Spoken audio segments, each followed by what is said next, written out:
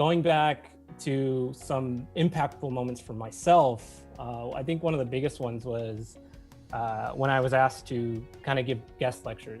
So I had the class was twice a week, and they gave me, Tori just gave me a week. He said, here, you take these 2 classes and teach them something new.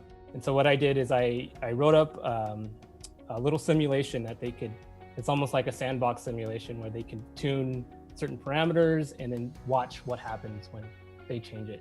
I was kind of surprised how well that worked. I had like background plans of like, if they get bored with this simulation, then I'll like go to this part of the class and I'll try to change things up. But they never got bored.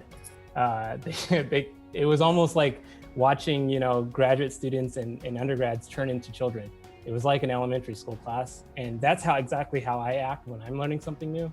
And so seeing that I could kind of bring that like inner child out in them, that was pretty powerful for me. And that's, I think, how the type of teacher that I want to be in the future that's like the fun part of learning, right? It's when you're having fun and you're able to play with something new. So for the cure-based part of the project, we gave the students this bat diversity data set from Sequoia and Kings Canyon National Forest. And then we also read several papers in the beginning of class when we thought the students could use as models for what we wanted them to come up with on their own. So the students then took that data set, they generated questions, analyzed the data, interpreted the results, and they wrote the manuscript jointly. And within that, they learned a lot of data visualization and coding.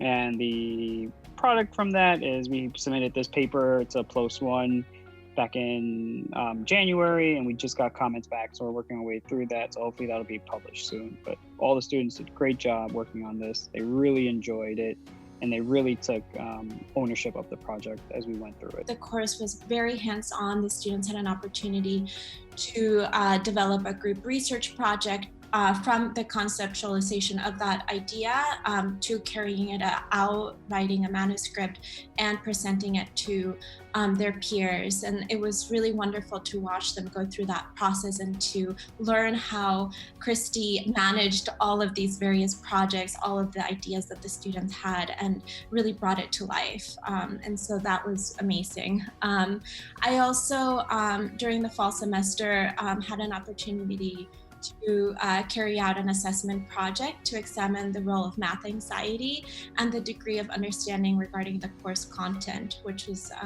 really valuable to learn about and to see how that played a role for students in learning the class content. And also had an opportunity to teach a correlations lecture and worked weekly to support students who were struggling with any course material.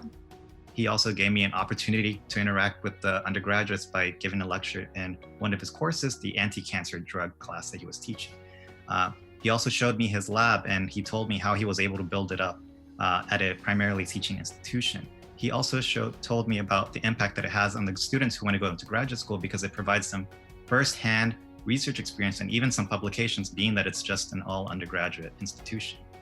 So in one of my visits, I actually was able to see part of his group give a research talk to their peers, and it was kind of amazing to see how professional they were and how much further ahead they were than I was when I was in their stage. So it's kind of cool to see what kind of impact you could have on these students. We started talking about lasting impacts and the residuals of the Common Core, and what, there's been this pendulum shift from the 1997 standards to the Common Core. She's accepted a position, she's gonna go into the TEP program at UC Riverside.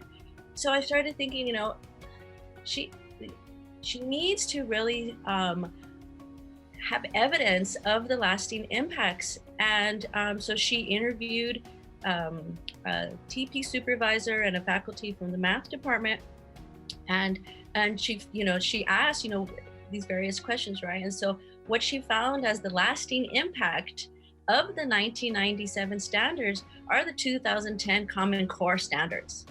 And such a simple idea, or such a simple, really result, but that's true, And so as she moves forward in the TEP program, I really have encouraged her to use her findings to show to her cohort really, that this pendulum is probably going to go maybe back a little bit to the 97 or maybe a little forward, but really that although this pendulum is going back and forth, the impacts are still there for our students.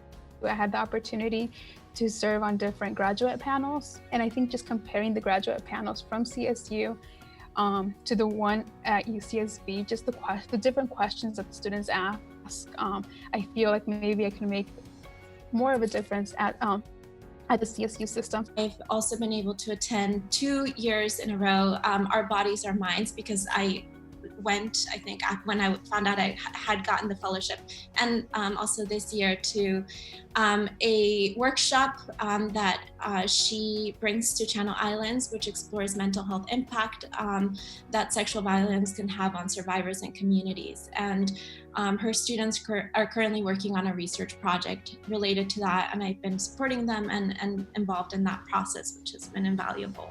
Being able to attend curriculum meetings and Senate meetings, and being and interacting with other professors at the CSU, at the Centers of Excellence for the faculty, everything just kind of gave me I guess like if somebody just grabbed me and was like, here, you're gonna get to experience what it is to be a professor at a CSU. And it was something that just confirmed that that's what I wanted to do. And so overall, I just want to say thank you to everyone. It was an excellent experience. It was a pleasure meeting everyone. And it's just wonderful that hopefully you guys can continue to do this for other students.